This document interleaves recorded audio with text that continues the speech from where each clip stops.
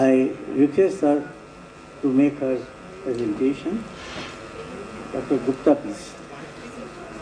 Respected Chair, Professor S.R. Bhatt sir, co-panelists, and a very distinguished hall of scholars, Sadar Pranam.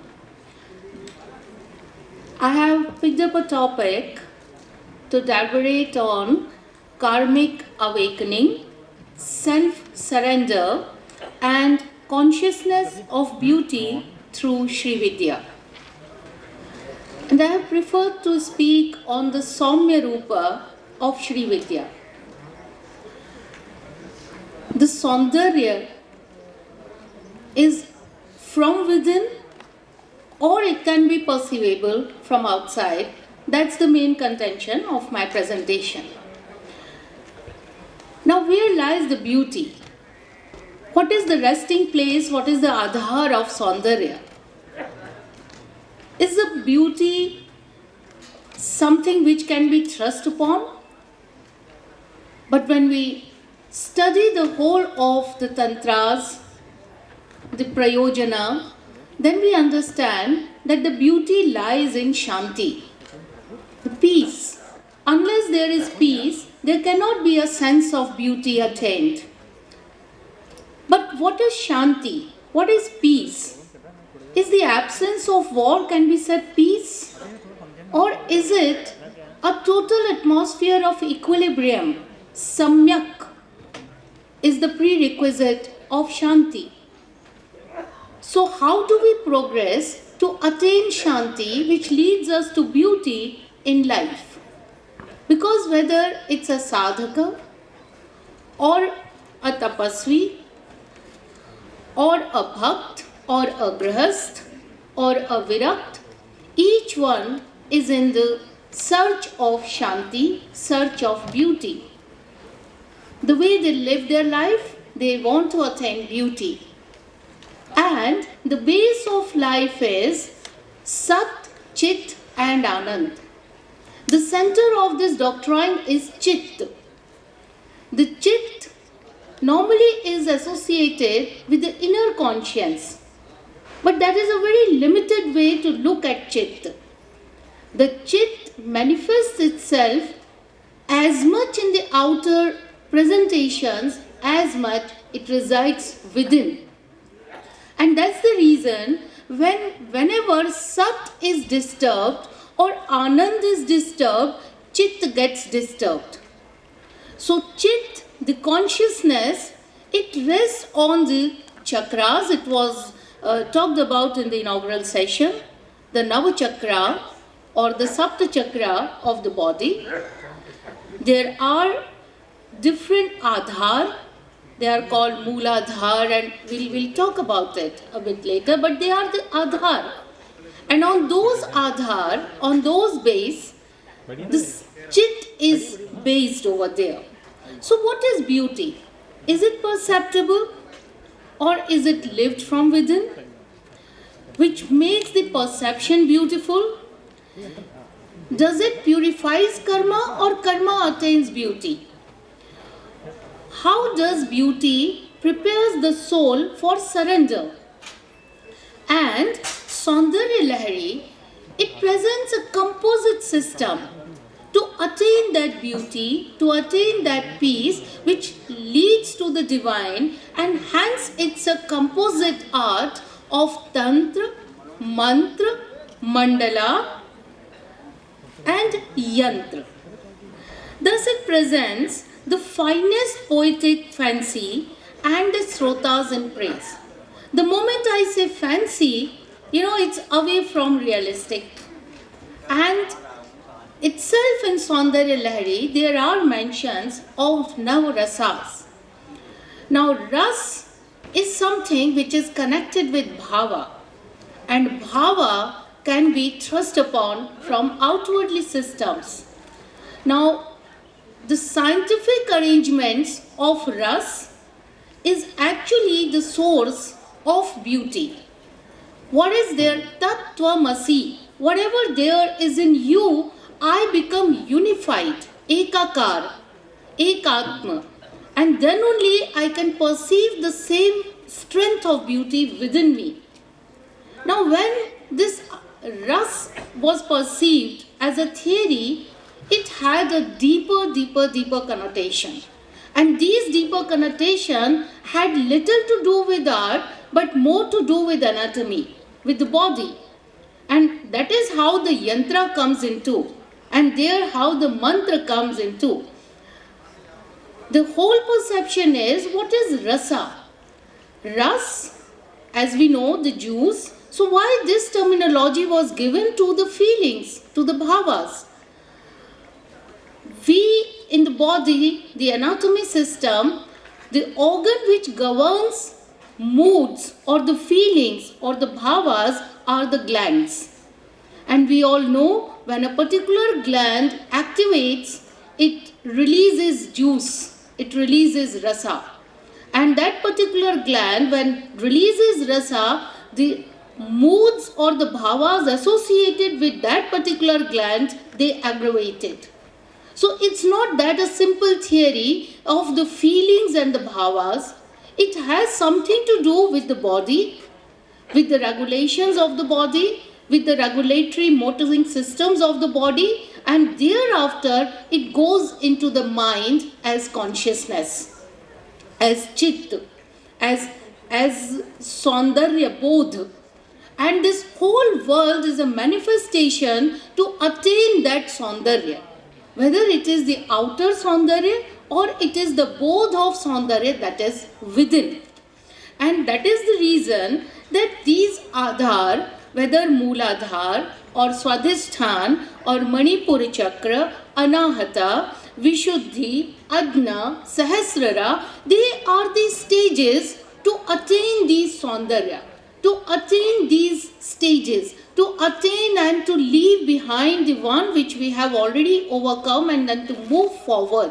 This forward movement relates to the karmic awareness. The more aware we are from the karmas or the karmic manner, the more attainment of saundarya is possible.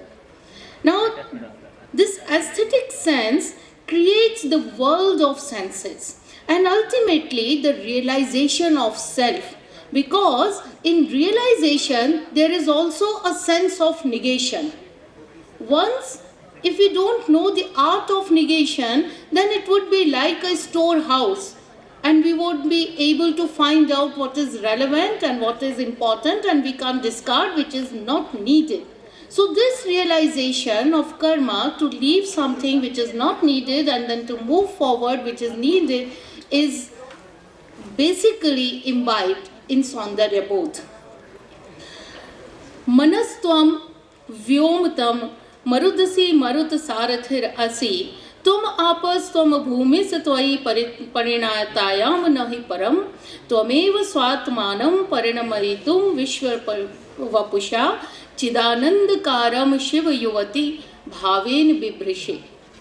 Now in this shloka, when we talk about all those that you are mind, you are earth, you are ether, you are air, you are water, you are fire, what are these elements?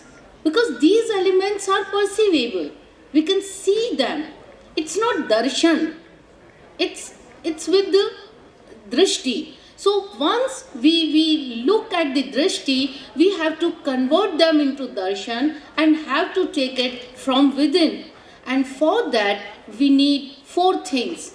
The first is tattva. So, the tattva are manas, akash, vayu, tejas, up and prithvi. Further to that, there are lokas where these tattvas, they prevail. So, the lokas are tapas, jan, mahar, suvar, bhuvar and bhur. We'll come to the next stage which Abhinav Gupta also added and Shankara adopted that. But thereafter, there are devas. The devas who rule these individual tattva and the loka. So, chronologically, the devas are Shiva, Sadashiva, Maheshwara, Rudra, Vishnu and Brahma. And at the end, we come to chakra. With this chronological growth, we come to chakra, and hence the chakra start from Mooladhar, Manipur, Swadhisthana, Anahat, Vishuddhi, Ajna. I am not talking of Sahasrara because now that is added with Para Shakti, and then Sahasrara. So that is the ultimate.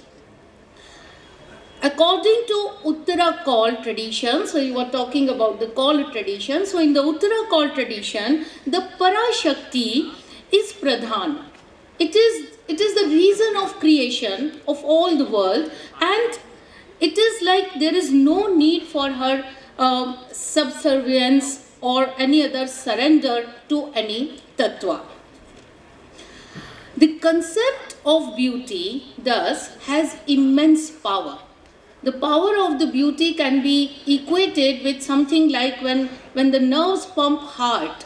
Each nerve is so strong that it gives the life breath. Similarly, the power of beauty can be equated with this. Hence, this beauty is sought by Chanakya in a king, when he says the king should protect all the mines and jewels, and not only protecting, it should also fix up the price according to the wealth, and not only fixing up the price, but the kings and queens should show off so that their grandeur and their value increases.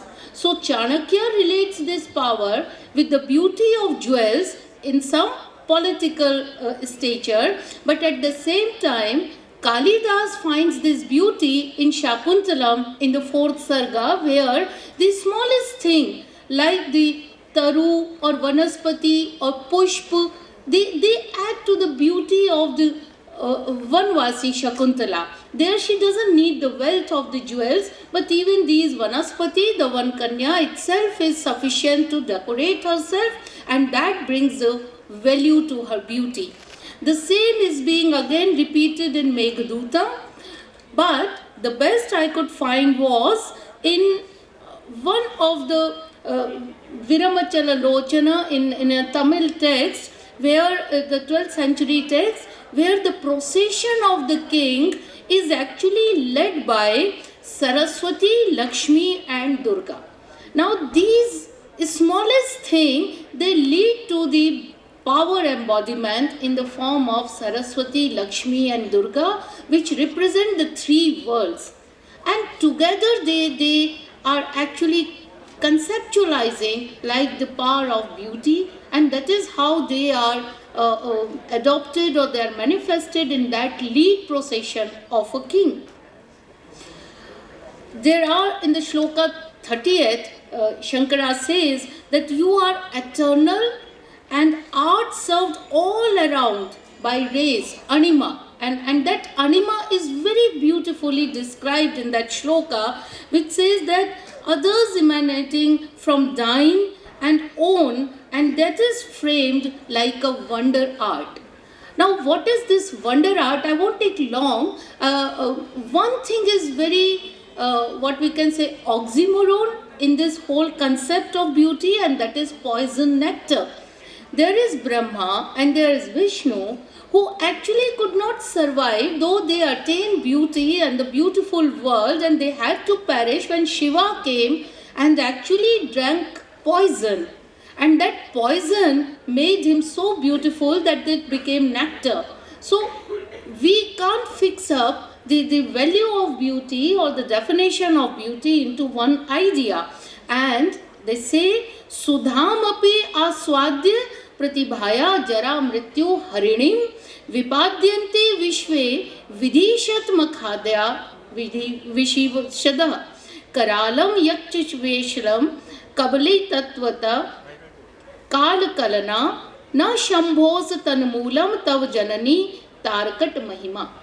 Even after drinking the nectar, the Shiva could come out beautifully with the life, though there were deities with life and they could not save life with all the beauties related with life. Shariram tvam shambho shishi mihir vraksho rohyagam tavatmanam manye bhagavati navatmanam anagham.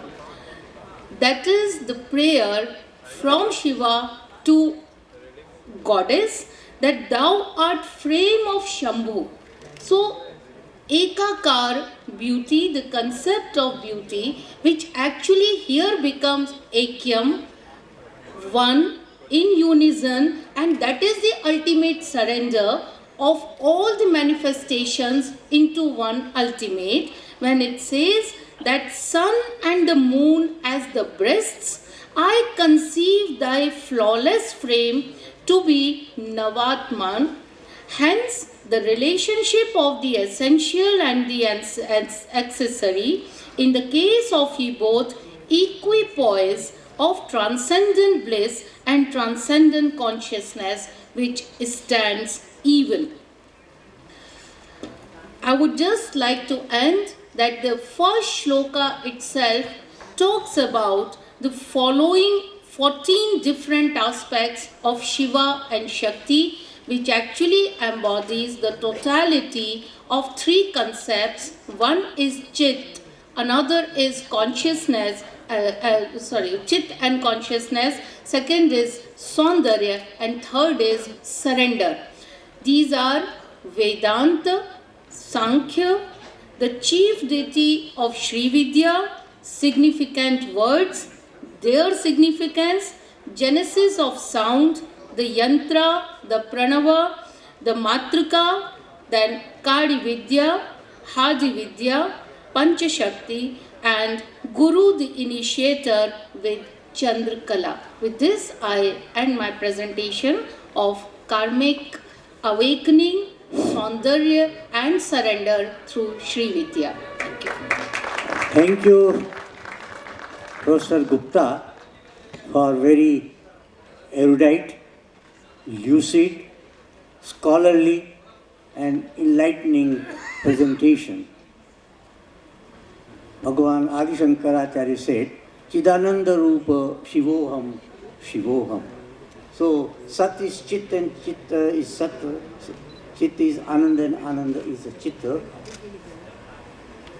In Tetri Upanishad, we have been told, Raso vai saha, Rasam vai labdva puman, Anandi bhavati.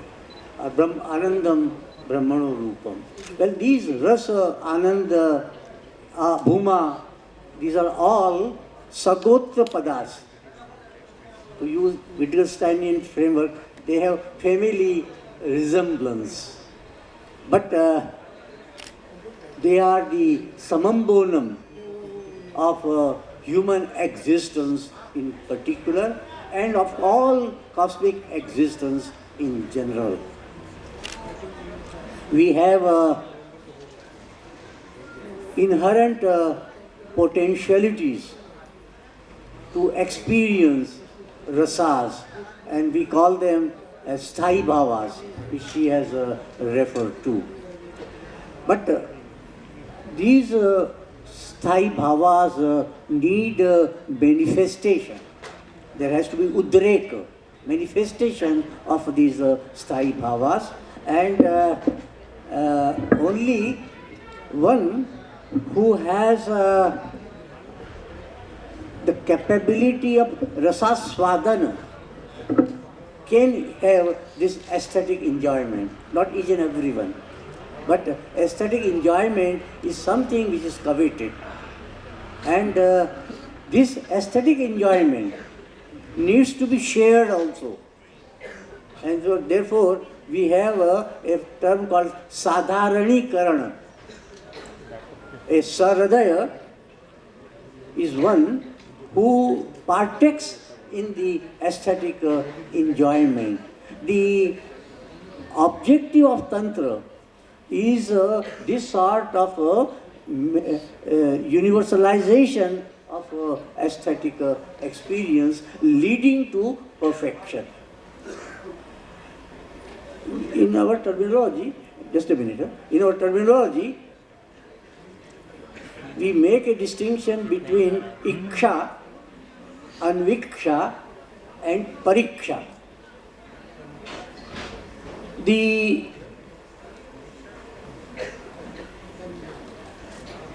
one who has aesthetic enjoyment has iksha and may reflect upon it also subsequently. But it also needs to be examined. And this is the job of a pandita. Therefore we say, kavi karoti kavyani rasam janati panditaha. So all the three are equally important. The one rasagya, then the saradaya, and also the pandita. However, it is the rasagya who is the primary connoisseur and partakes, because if Kavi cannot remain his or her experiences confined to himself or herself. Kam vyatanoti iti kavyam. Vyatanoti means one which say distributes or expresses. So we have therefore a very subtle, sophisticated experience and expression of Ananda in the Tantric literature, and she has rightly pointed out all that. She has referred to not only the different chakras, etc., but also different devatas. They are all different manifestations of the same type of aesthetic enjoyment, which always we care for. Now, I think later on at the end of this, we shall have some question and answer sessions also. Now I request Professor Rorilai Bielski to make her presentation. Okay, thank you very much, and hello, very nice to be here. I also have a PowerPoint, so periodically I'm going to point and change the screen and upload जो camera करते हैं, तो कभी-कभी हम बताएंगे कि change करना है, जूम इसके पर जूम करना है, तो सब लोग देख सकते हैं जो PowerPoint. Okay, so my topic, the title of my paper is Sarva Sakshini, the Goddess's Wondrous Feet. I'm going to open up with a verse. So I'm going to start with a verse from the Brihanmila Tantra, a 17th century text, and it goes like this. Aham deho maheshani dehi tvam sarvarupadrik. Okay, and this means this is the god Shiva speaking here, and the god Shiva says, "O goddess, I am the body. You, great goddess, are the spirit that can be seen in the form of everything." Okay, so just stop for a moment and think about this radical reversal. The god Shiva is saying, "I am the body." All of these philosophers have gotten it all wrong when they say that the masculine, the Purusha, is spirit, and that the feminine, the body, is just simply matter. What's happening here is the god Shiva is saying, this is a great secret. I am the body, you are the spirit. Okay, so with that I will start. Sometime in the middle of the 17th century, on the margins of the subcontinent in Assam, an anonymous Indian writer, a Shakta, a follower of the goddess, offered a remarkable, insightful, if nevertheless bleak, commentary on the propensity of humans toward conflict. He laments, and it was most likely a he proffering this doleful indictment put in the mouth of the god Parava, conversing with his beloved goddess. He laments that across the various species of living beings, whether gods or men or demonic enemies of the gods, tree spirits and large-toothed evil ones, whether from snake worlds or centaurs, flocks of celestial musicians and nymphs, whether domesticated animals or wild animals or birds which move about in the world, these are mostly stupid, insentient. The nature of all these is such that all are mutually fighting wickedly in battle. They are engaged in bad paths. All are eager for the philosophies of bad paths. They don't know the happiness of consciousness, the bliss that comes from the discernment of the Absolute. That's the end of the quote. This Shakta's gloomy cynicism towards a pervasive cultural warmongering is one we, no doubt, today also easily recognize in our own troubled world today, riddled by conflicts, by the bad deeds done by agents lacking a conscience. So in this conference on Dharma, this is what we focus on. What the God reveals to the goddess in this context is a secret that Bhairava is loath to give to these heartless bad actors. He doesn't want to give it to them. The secret is surprising, perhaps most so because it goes against the typical tantric conception of the tantric secret as safeguarding a mystical technology for acquiring power, the kinds of siddhis that David White talks about, finding buried treasures, reading other people's minds, an ability to fly, shape-shifting oneself and others, the magical powers that tantric adepts use to woo kings to become patrons. So this is not that kind of a secret. This is not that kind of secret at all. Rather, this secret is not simply another magical technology that Bhairava must protect, but instead a surprising philosophical reconstruction. The secret that this thoughtful Shakta from the 17th century offers is a radical rethinking of the nature of the body and the spirit. He tells us, and here's a quote again from this text, the Brihadanila-tantra. He says, "Now, O great goddess, fix your mind. The Kali practice, O benevolent one, is about to be revealed." And this is the secret. I am the body, O goddess. You, as the form of all, are the conscious spirit within the body. Just as a fish is thrown in water, so in the same way, you, O great goddess, are the true self. There is nothing that cannot be told to you, O beautiful one. This radical reconfiguration flies in the face of the weight of a millennia-old Samkhya-inspired cosmology, which understands the masculine, Purusha, as spirit, consciousness, and the feminine as the body. This is a radical secret indeed, a thread within tantric discourse that proposes a panentheist revisioning of the nature of the body and mind connection, one which understands the goddess as central to life happening. What the secret reveals is that it is the goddess, the feminine principle, which is consciousness. She is what brings life, sentience, enlivening the body. She is the Dehin, spirit, in contrast to the body, which is the masculine god. This 17th century Shakta text iterates this elsewhere again, where the god Shiva declares to the goddess, Tvam vinaham mahadevi purvokta shavarupavan. Without you, O great goddess, I take the form of the corpse mentioned earlier. The goddess is what gives life to the god Shiva. And not just the ascetic, otherworldly Shiva knows this secret. The gods Brahma, etc. sing to the goddess, Tvam vina paramedrodri pretatvam gatavan bhavaha.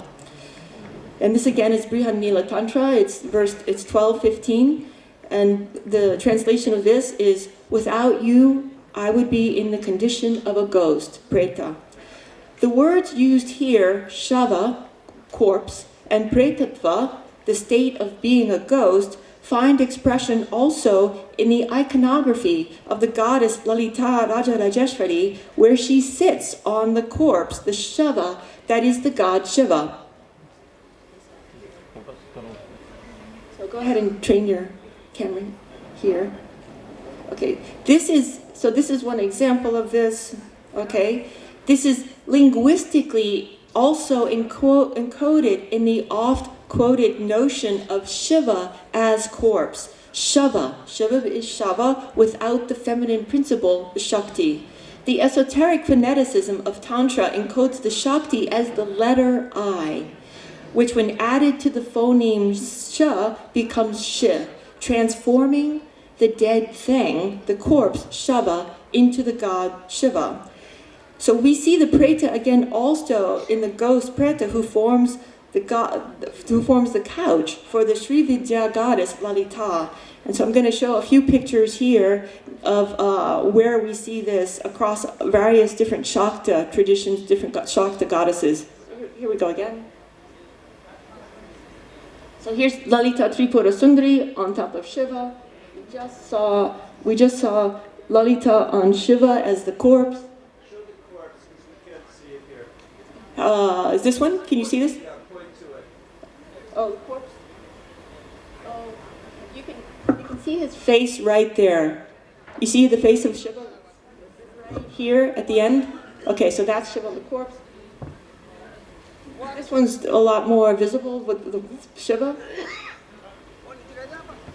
Here's another one, Lalitambika, on the corpse of Shiva. See the corpse right there? Okay. Okay, so here also is Tara, a form associated with Nila Saraswati, the blue goddess of wisdom and speech. And here again, see the corpse of the god Shiva. Okay, here again, the goddess Tara. In this particular picture, it almost looks a bit more like a ghost rather than a corpse.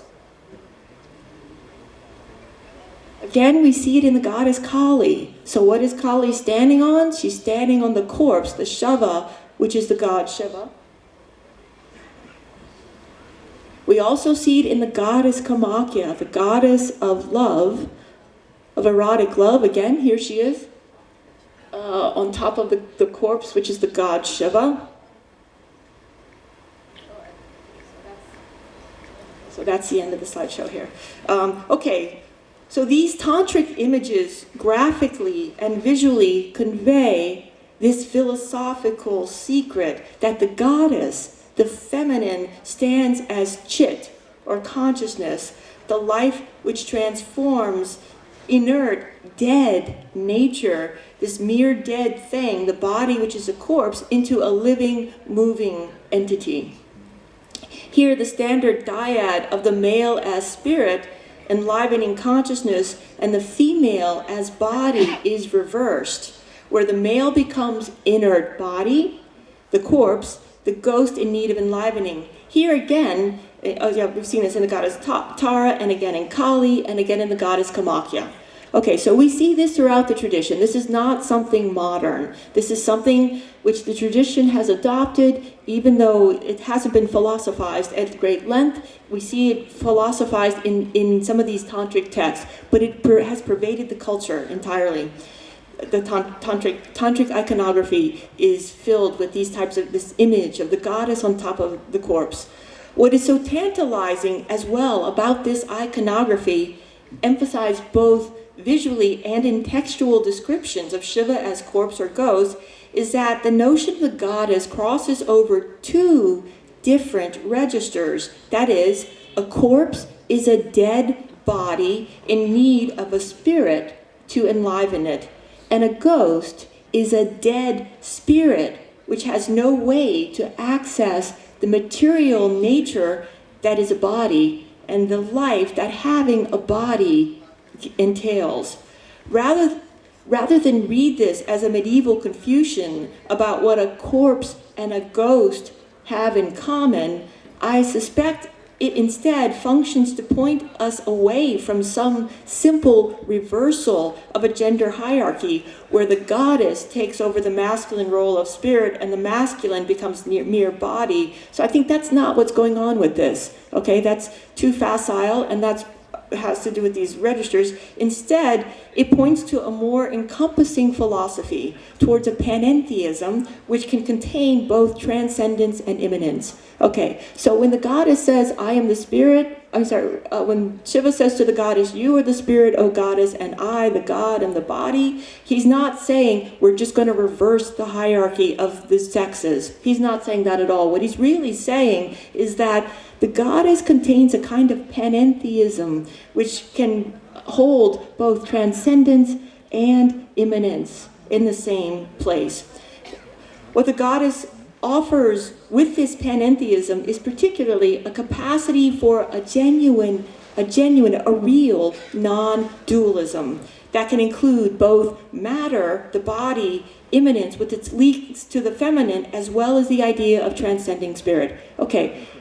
Just a quick digression. We all know what this is a response to. This is a response to what our illustrious colleague Arvind Sharma mentioned briefly earlier, and that is that with Shankara's Advaita, what you wind up with is just this idea of asceticism, which wants to get rid of the body. So what Tantra does is it brings the body back in, okay? And it brings it back in this iconographic fashion. So I suggest that the power of this reconfiguration of the goddess as Dehin, as conscious spirit, is a remarkably astute formulation of a Shakta panentheism. As a panentheism, it writes the goddess as both transcendent spirit and as what makes up the body. She is both. This is radical and this is profound. This Shakta panentheism solves the dilemma plaguing Advaita Vedanta and the weight of Indian tradition influenced by Samkhya's metaphysics, dividing mind and body. In Samkhya's case, it's dividing spirit and body. And, by the way, it offers a solution as well to our own contemporary scientific Western conundrum of a Cartesian dualism with its mind-body gap. So if you talk to neuroscientists, if you talk to cognitive philosophers of mind, what they cannot solve is this idea of how you jump from mind, consciousness, to the body. And what we find happening in this Shaktatantra is a solution to this. A solution to this which draws on some of the philosophy written in Abhinavagupta's thought. Okay, so this thoughtful Shakta perspective reunites the spirit with the body in a panentheism that encompasses both the transcendent of spirit and the immanence of matter. This we see indeed writ large throughout the Lalita Trishati, as this beautiful evocative litany of names of the goddess conveys this deep intertwining of the goddess as both consciousness, the witness as Sarvasakshini. Remember, the Purusha is usually the witness.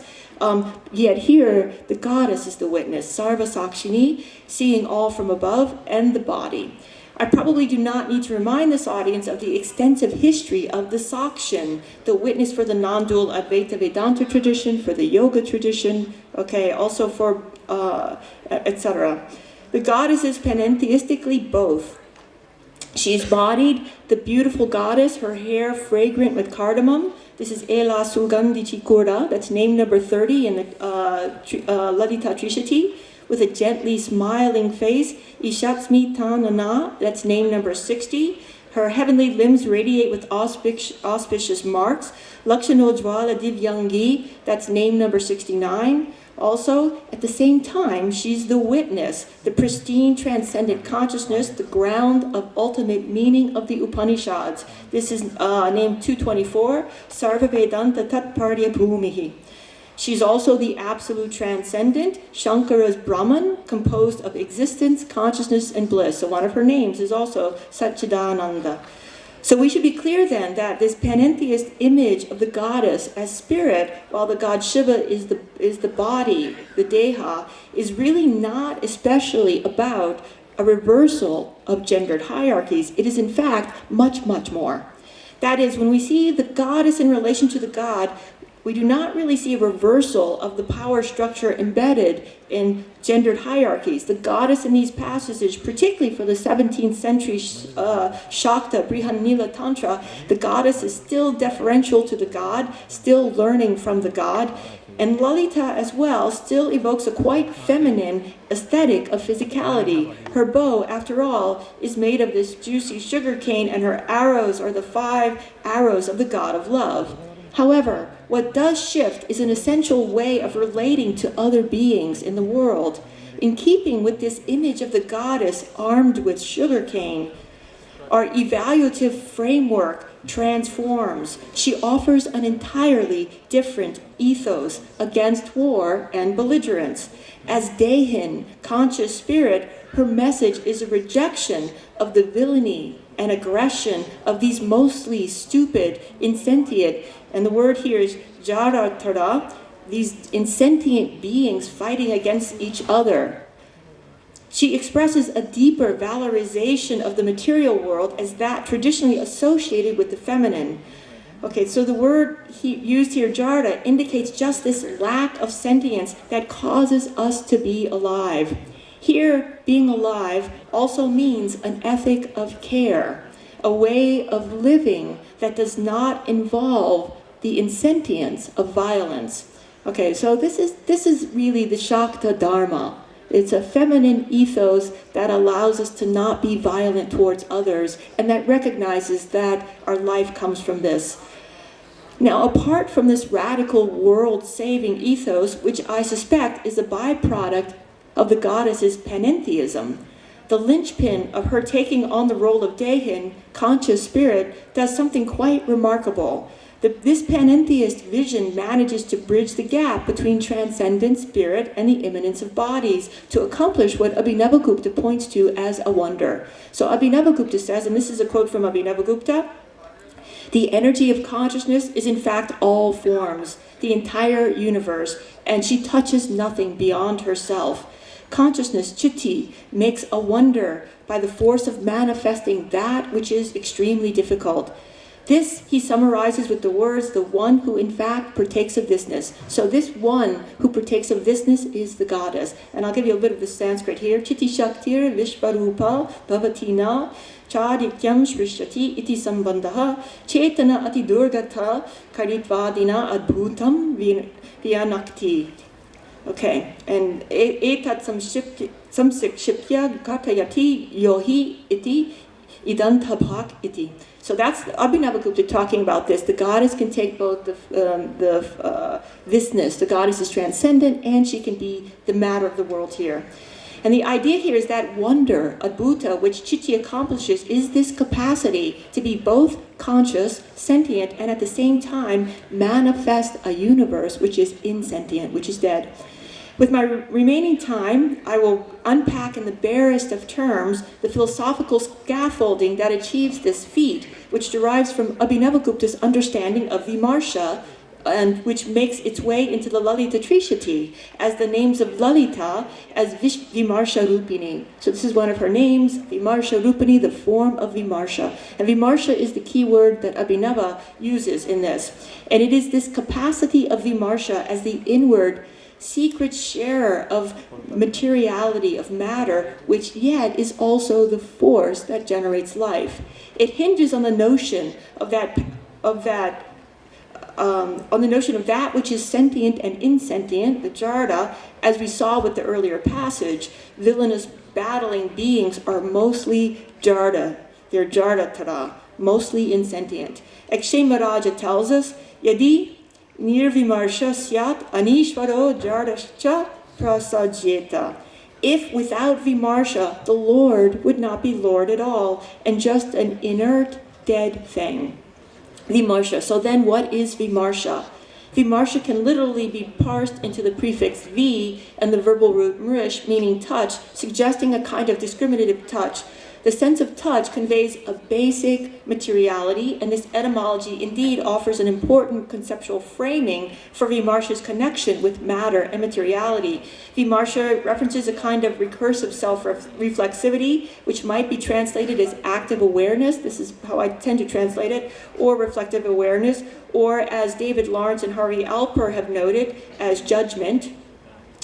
Paired with the term prakasha, which translates as light, the terms appear to take on philosophical usage only beginning with the school of Pratyabhijna. So we don't really see this Vimarsha and Prakasha before Abhinavagupta and his school with Utpaladeva. That's when we begin to see it. As Badu notes, two terms take on gendered representations, mirroring Tantra's cosmic binary of male and female archetypal creative forces. Prakasha signifies the masculine and Vimarsha the feminine. The familiar alignment of light with masculinity and matter with the feminine as a staple gendered binary in the West also applies in Indian context, including this one. Masculine Prakasha is light and feminine Vimarsha connects to matter. In this case, classical Sankhya-derived Hindu ascriptions of the feminine with matter also associate the feminine with movement and activity, while the masculine Prakasha as light references a transcendent stasis beyond the change associated with matter and the world.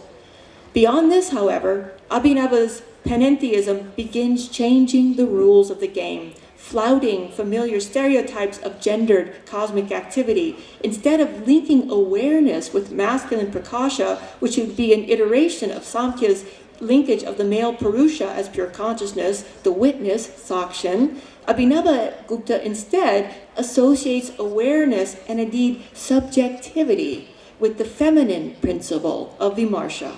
So commenting on Utpaladeva's verses, he tells us, and this is a quote from Abhinavagupta, he says, in the verse, the words, he's quoting Utpala, in the words, because of the nature of awareness, that's the end of Utpala's quote, that indicates that because the main thing that awareness has is Vimarsha, the act of awareness, which is the I, which is the self. So when it is superimposed upon, this superimposition is born out of its own natural state, and that is correct.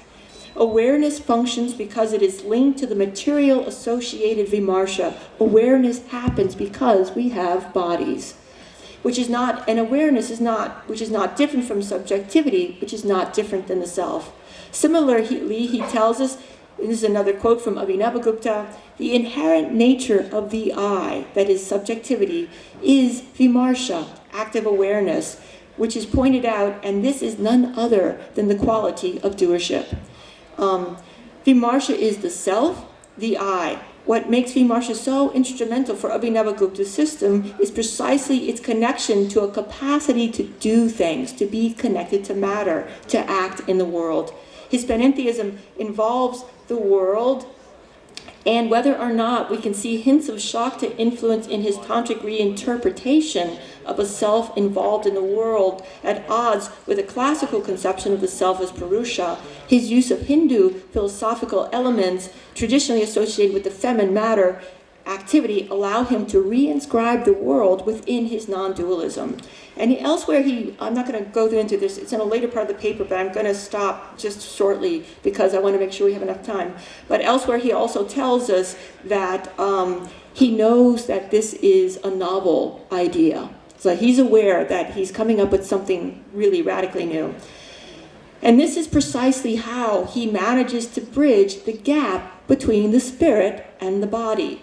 And for us as well, in the 21st century, this is how we can bridge the gap between the mind and the body. So we have something to offer to cognitive science and philosophers of mind with this particular formulation. And I wrote an article not so long ago on a contemporary neuroscientist named Antonio Damasio. And what I say in this article is just this, that he uses exactly the same kind of move that Abhinavagupta uses in order to sort of come up with this sort of coherence between mind and body so that you have a real non-dualism, just one reality, which is this notion of a panentheistic goddess. Okay, so the idea of being able to do things, kartrava kartrutva is key, especially because it eliminates precisely the problem that a scientific reductionist model has with the idea of a self that cannot affect the material world. The kind of epiphenomenalism, and this is Daniel Dennett here, the philosopher of mind Daniel Dennett here, the kind of epiphenomenalism attending a self that is incapable of actually changing any element in the world. That's exactly like Samkhya. Indeed, Samkhya has this problem, so does contemporary Western philosophy and neuroscience.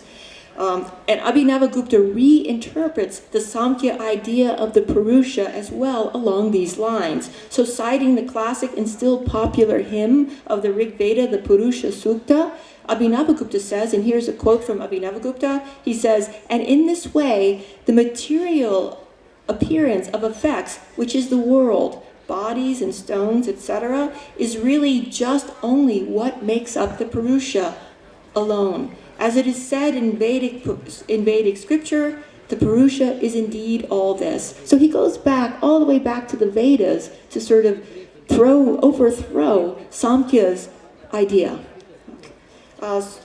So the Purusha as the self, the witness, is classically in Samkhya associated with detachment and separation from the world of Prakriti and matter. Consonant with Abhinavagupta's panentheism, Abhinavagupta offers a radical reversal. The Purusha is the world. Okay, I'll stop here. Thank you.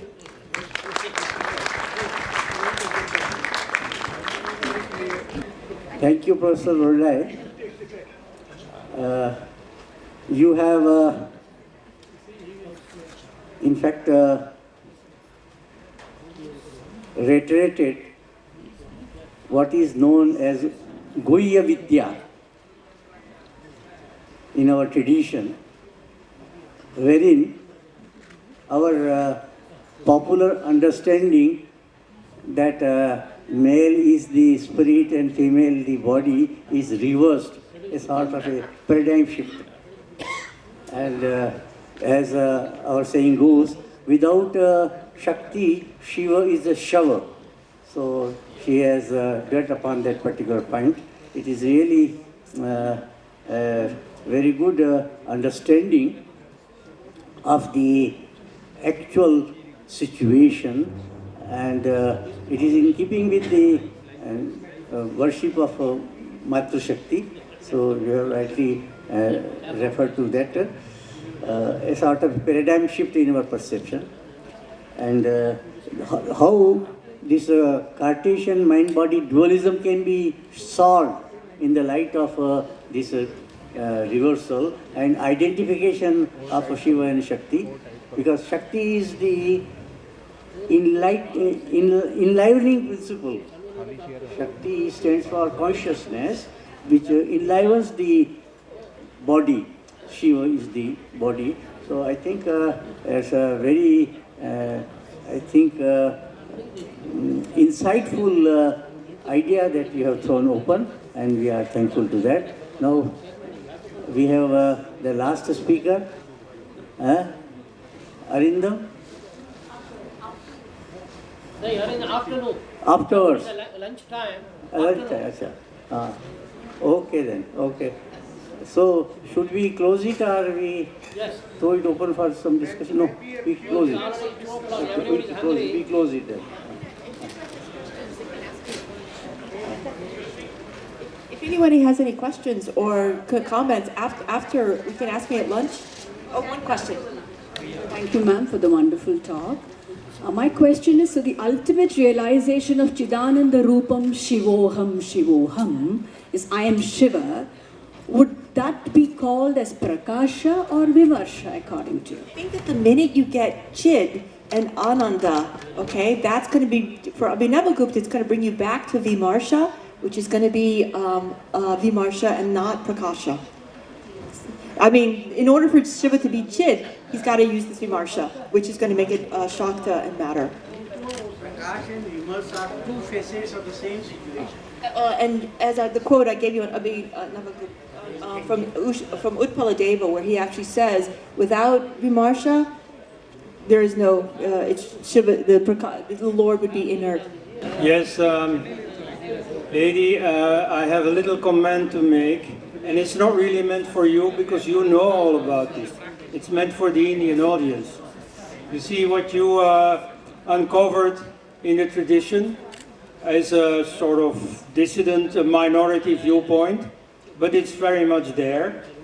And it nicely responds to the objective situation that you find in yoga circles all over the West, where you typically have situations where the husband is doing material stuff, making money, and not at all interested in spiritualism, which is flaky and so on, and the wife doing just that, aspiring for enlightenment and so on. So there you really have the situation of male is material, female is consciousness. Thank you. Thank you very much. That was wonderful. The way you move from one idea to the other. Okay, now my problem in this paper is with the translation of the word shava, because as corpse or something which is dead, a dead entity, because when you look at the commentaries, and perhaps you know it too, that it's really Shiva is inactive, not dead. So I think when we, Preta is yes. When the word, you showed the Pancha Preta Asana. Now we have to really look into the whole question of what constitutes the meaning of Preta. Because the images that you have shown, and I also have many such images in my collection, Tripura Sundari is in union with him. So Sadashiv is inactive, but not dead. And because Sadashiv, in another context, is consciousness, is Chit. That is the way I would read it. I have no problems at all. Yeah, I think. One of the things that you find with Abhinavagupta saying always is that Prakasha and Vimarsha are always found together. The same thing with Shiva and Shakti as the two highest categories in the 36 Tattva system. That there's always just simply this sort of entanglement together. Is Shava actually a dead corpse? I think that this is why I pointed to panentheism as the key here, not a kind of gendered reversal, not a kind of reversal of gender hierarchy, it's panentheism. And if you get panentheism, what you wind up with is that Shakti is both. She's both immanence and transcendence, and that's how this allows for the God also to sort of be inactive to the extent that he can then be dead and then still with the capacity for coming back to life. Okay, thanks. I have one more question. Sorry, I won't let you go. Yeah. With this reversal, if you may, do you see it has a potential to reverse the paradigm of social justice? What implications it can have, and whether there is any historical or social support for us to make an argument that it can actually change our social paradigm and work for the betterment of the women who are repressed, including in Indian society. Yeah, so my very esteemed colleague who has a great and deep understanding of Dharma has asked me one of the most important questions, is it actually practical? Is it something we can actually sort of embody in the world? Again, this is why I think that the only way this is ever going to work is if we shift it into a kind of panentheism. And I think that this, particularly the 17th century text, the Brihanila Tantra, is trying to get at the connections between a panentheism, that is immanence and transcendence, and its connections to a mentality of brutality. And so what's happening with this text is it's saying these people are jaratara. They're mostly insentient and stupid. And it's only when we start to bring in this idea of this, using it as a reversal, that you actually can reach the panentheism, which would allow us to wake up. So is it applicable? Is it practical? Is it possible? It's possible if we wake up. It's possible if we actually sort of shift our own thinking so that what is Jada in us can actually be released and move into its own reality. There's a great quote from Abhinavagupta at one point where he talks about how is it that how is it that things become sentient, and he says that even the insentient object, like a mountain, or that he uses the example of Mount Meru, because if we say, or listen, O mountains. Yes. And he's quoting Krishna from the Bhagavad Gita in this particular passage. But what the point that he's making with this is he's actually saying that through our embrace of the subjectivity of the mountain comes alive. And I think this goes back to this idea as well that we see in, he also says with the you as well, and that if we actually see other people not as objects. Madam, we may wind up, you can discuss this later on during that period. Yeah? We'll discuss it. Such an overwhelming brainstorming session is surely enlightening.